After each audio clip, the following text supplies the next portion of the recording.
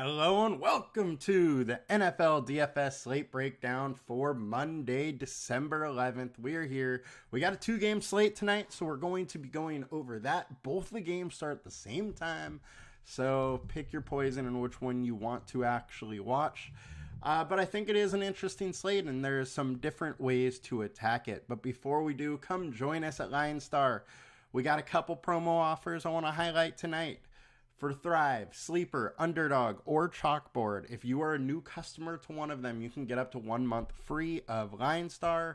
Just go through our pricing page, tap one of the get offer buttons, and afterwards fill out this form to contact us. Let us know you did, and we can give you the free month. So let's get into it now. I think the slate is an interesting one. Like I said, it's 2 games.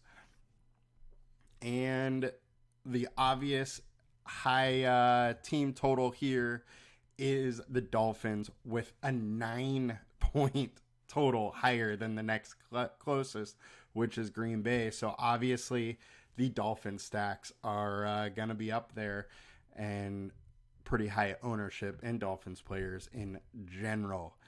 Now, let's get into the slate a little bit. We'll go by position as normal.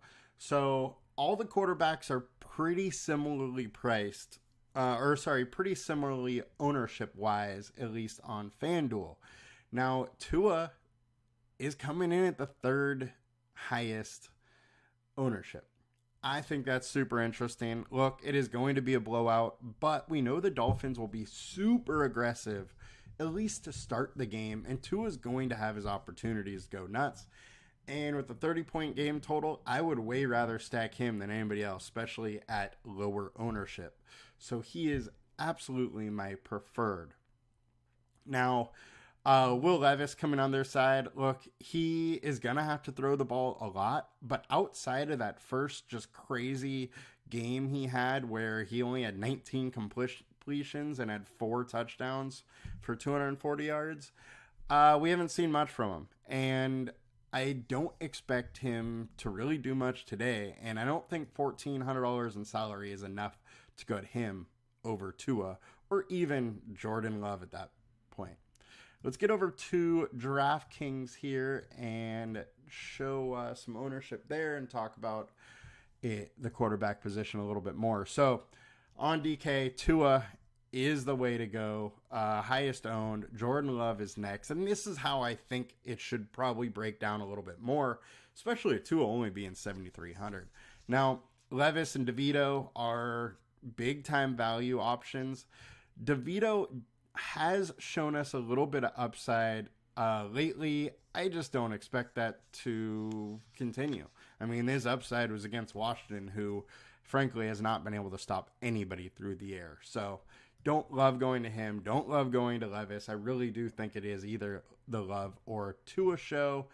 And if we go to the matchup tool, that's exactly what it is showing as well. So let's make that short and just flip over to running back. All right, so on FanDuel, highest owned is Achane, then Barkley, and Tajay Spears coming in 3rd. And that's probably how it should be.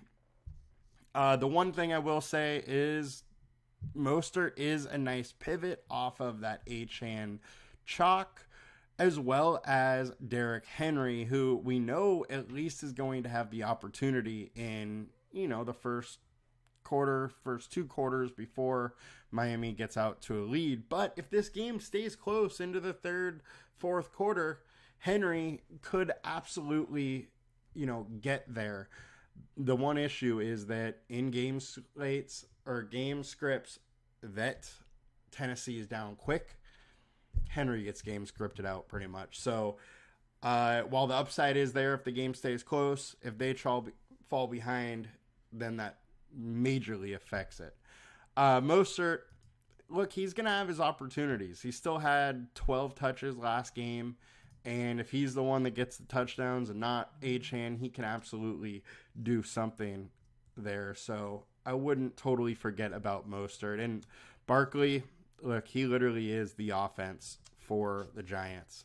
The Giants go as he goes, and He's going to get all the opportunities in the world. The one thing is that they are 6-point underdogs and the game total is only 36. So there may not be a ton of touchdown opportunities for Barkley. And A.J. Dillon is going to have his chances. He is still coming back from a groin injury, but it does appear that he is likely going to be toting the rock, and you should probably still consider Patrick Taylor a little bit because he will be mixed in. FanDuel or DraftKings side, ownership is very similar. Mostert is coming in a little bit higher owned on DK, but I think the big thing here to consider on DK is Tajay Spears, who's coming in at only 13% owned. Now, Spears, he is a guy that is heavily involved in the pass game when they're behind, and heavily involved for the team when they're behind.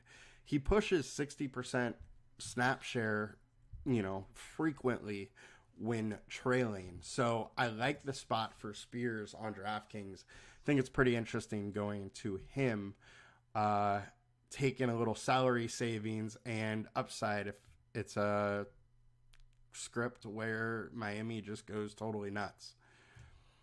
Now over to matchups.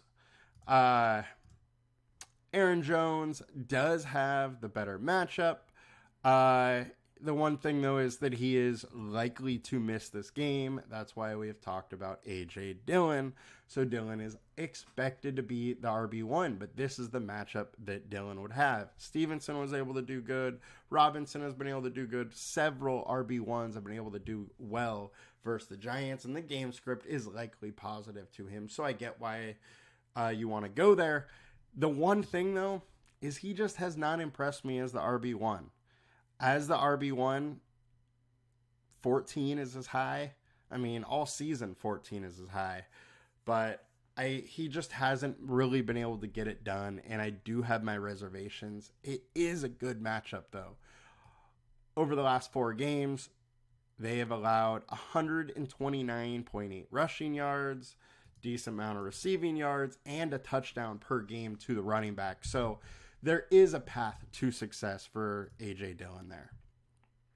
Spears is in decent spot as an RB2 versus Miami as well. Now let's get over to wide receiver.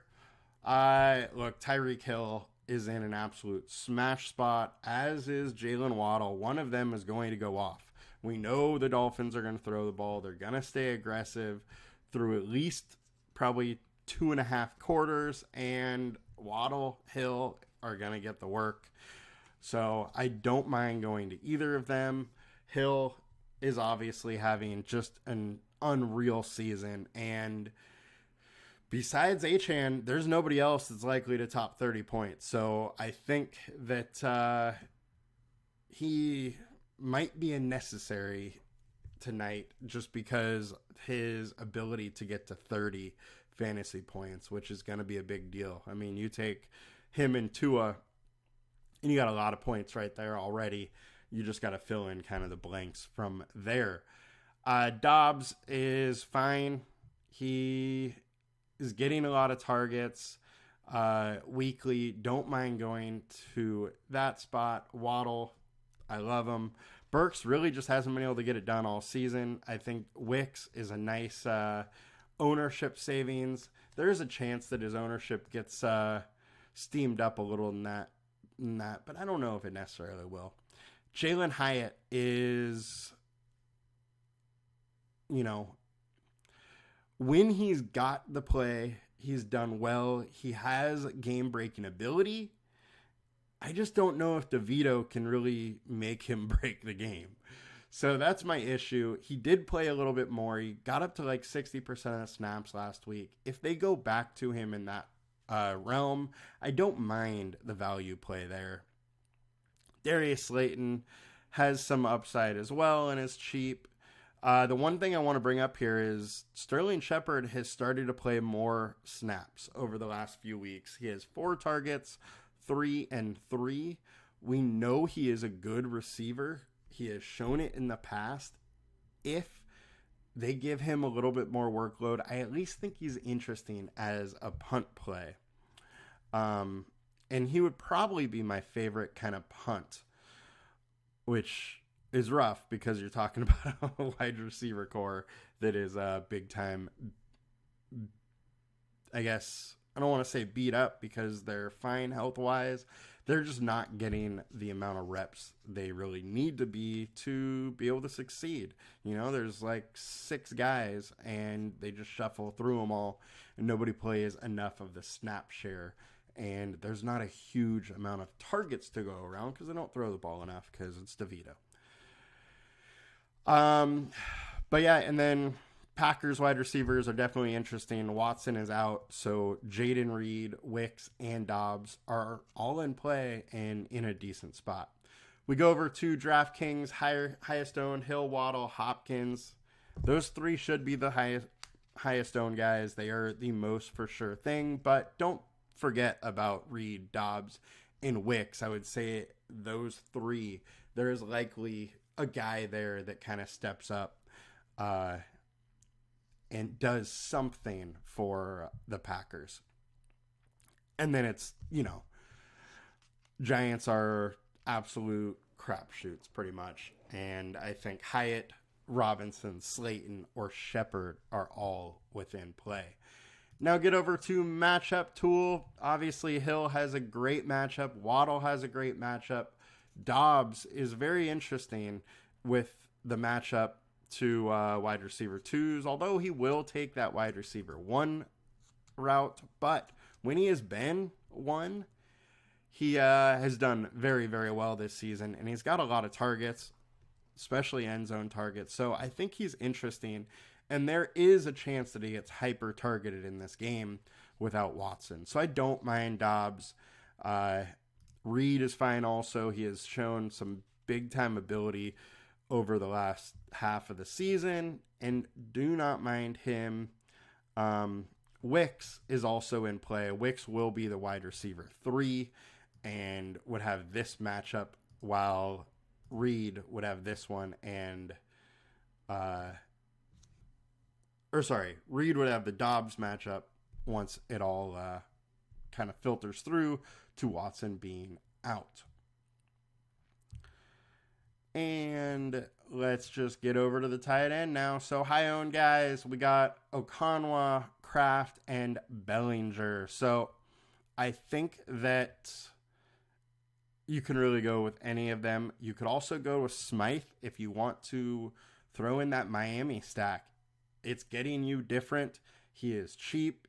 He has games where he has, 4 or 5 targets. If he gets into the end zone, he could be optimal tonight, and it would get you different having that Miami stack with Smythe there.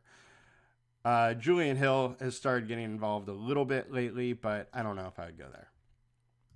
Okonwa does have some game-breaking ability. He is pretty athletic guy, but I don't think there's really anybody on this slate that is going to break the bank, or break the slate. So I think it's kind of interesting just going Smythe and using him to stack with Tua because it's going to get you different and access to likely the most team points on the slate. And we go into tight end on DraftKings. We got Kraft, Okonwa, Bellinger, and Smythe. Bellinger is a decent play. He's been getting work consistently and super cheap. So I don't mind going to him. It's just, will his team score enough points or will he get a touchdown?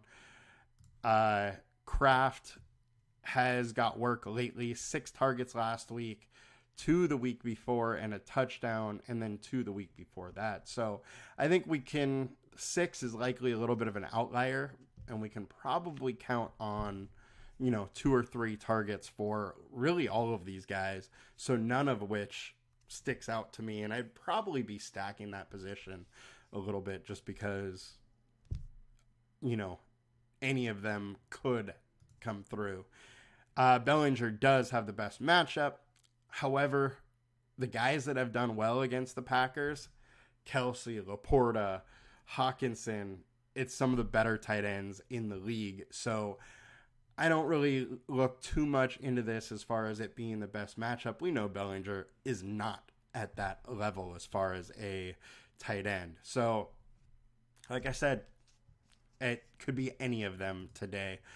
Defensive wise, obviously you would want to target the game with the lower total, but I think the Dolphins are an interesting spot, especially for teams that you want to go, say, Tua and Hill, and then another player and stack that way with the Dolphins, just because salary you will be crunched a little bit, and those lineups may not have that much Miami exposure.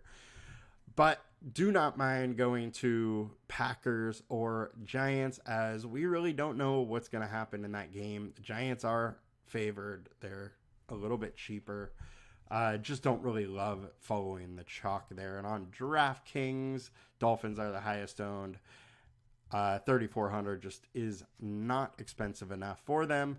But 3,700 Packers are very interesting, and Giants would be my pay down option there. All right, guys, that will do it for us today. Quick 2-game rundown.